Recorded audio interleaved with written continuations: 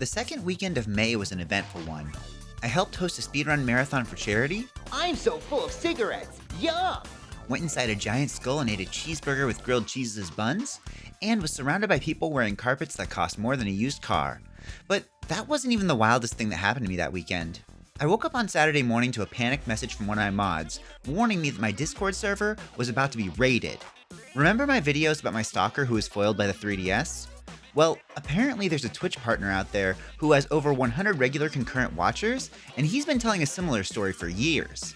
One of his audience members stumbled upon my video series and connected the puzzle pieces, so his fandom was about to flood my Discord.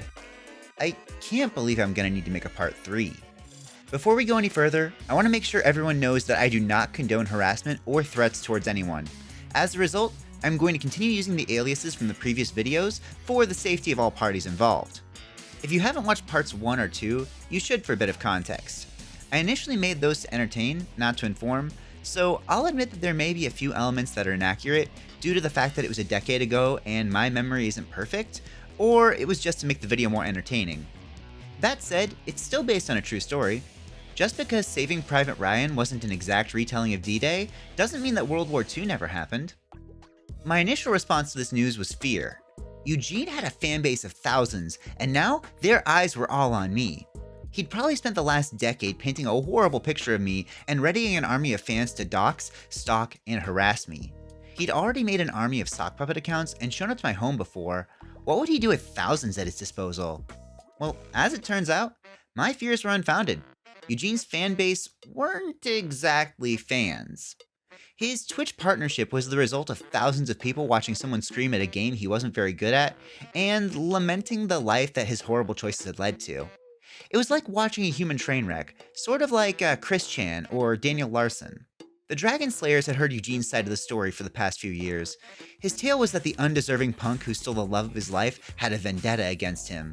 This punk called and hired goons to get him, then their powerful lawyer parents got him thrown in jail for one tiny email.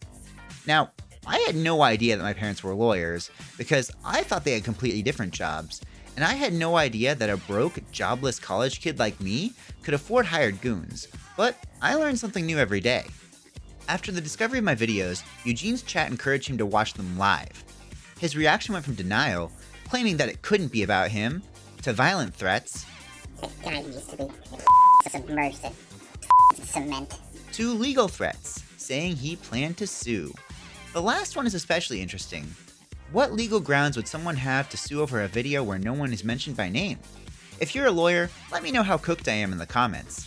Once he'd resigned himself to the fact that he couldn't deny this any longer, he attempted to save face by nitpicking every single inaccuracy of the video, failing to realize that it wasn't meant to be a takedown piece on him, but rather a story meant to entertain based on events that I'd experienced.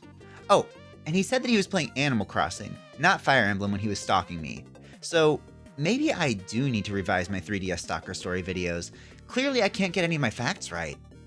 His streams continued to show his status as a class act by intentionally misgendering me, complete with attack helicopter jokes, dropping personal information of his victim, and making up actual lies about the events that transpired. Thankfully, his community does their best to keep him in check, even if it's kind of a Sisyphean task. It had also come to light that even a decade later, he still continues to pine for Kayla. She's deleted every trace of her existence on social media, but he still continues to attempt to reach her in any way possible, resorting to desperate pleas on her work's Facebook page. Kayla isn't the only one that Eugene has hurt. I'd hoped that he'd learned and grown over the years, but he's only gotten worse. He's a dangerous person, and has multiple victims come out with accusations of grooming or SA, and that's not to mention any of his victims afraid to speak out. I don't talk about this a lot, but I think I was a victim in this situation too. It wasn't until a few years ago that I realized I'd developed PTSD over the whole ordeal. When you think someone knows where you live and wants you dead, it really messes you up.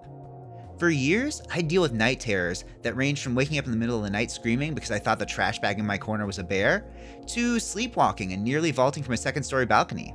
While he's a dangerous person living in his own delusional world, I'm personally not too scared of him anymore.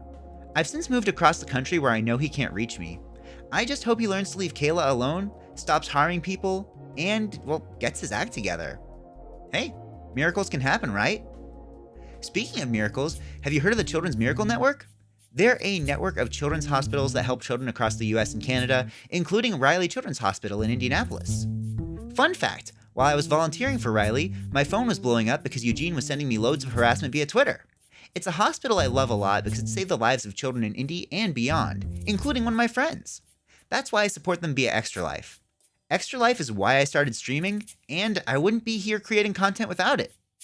If you want to support my campaign to raise funds for Riley, the link is in the description. You can also find links to all my content as long as you promise not to go Eugene on me and spam hate comments on everything I make. Thanks for watching my video, and I will catch you in the next one. Bye!